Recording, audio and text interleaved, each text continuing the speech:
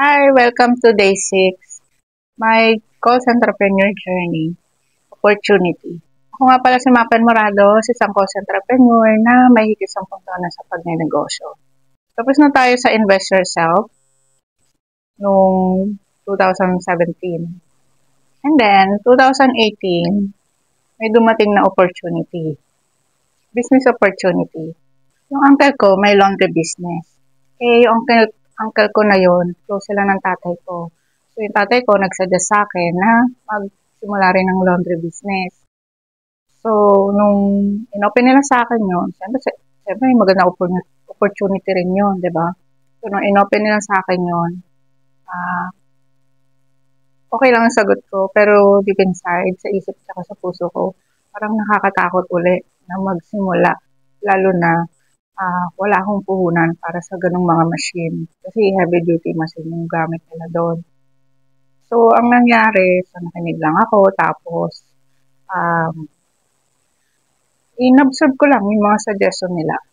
Tapos, syempre, di ba, galing ako sa pagka-close ng previous business, yung travel and tours. So, syempre, naisip ko, baka, puro baka baka magkamali uli ako, baka malugi o i-close ko rin din siya. So, yung mga ganon isip ko no. Tapos, habang didiskusyon, so, napaisip ako, sa bagay, okay lang din naman kung kumbaga, hindi masamang mag-try uli. Basta, lakasan mo lang ang loob mo. And then, so, nag-discuss na. So, share na kung ano yung mga dapat gawin, kung ano yung proseso nung pag-open ng laundry business.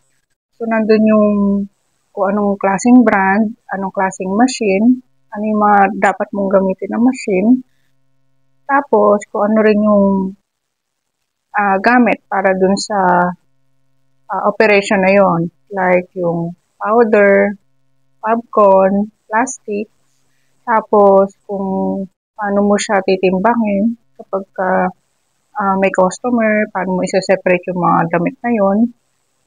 And then kung paano siya, yung talagang proseso ng pag-open ng laundry business. And then, nag-try pa nga akong pumunta sa shop nila. Hindi ako nag-try. Nagpunta ako sa shop nila.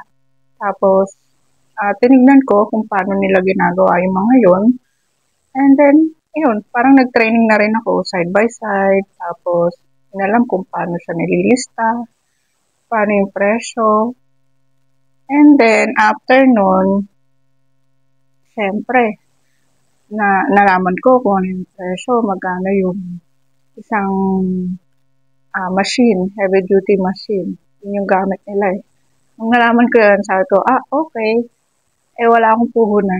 Wala akong ganong kalaking pera kasi kagagaling ko lang sa pagkalugi or pagkasara ng business na yung ilang taon kong inipon, tapos isang taon lang siya, tapos negative pa.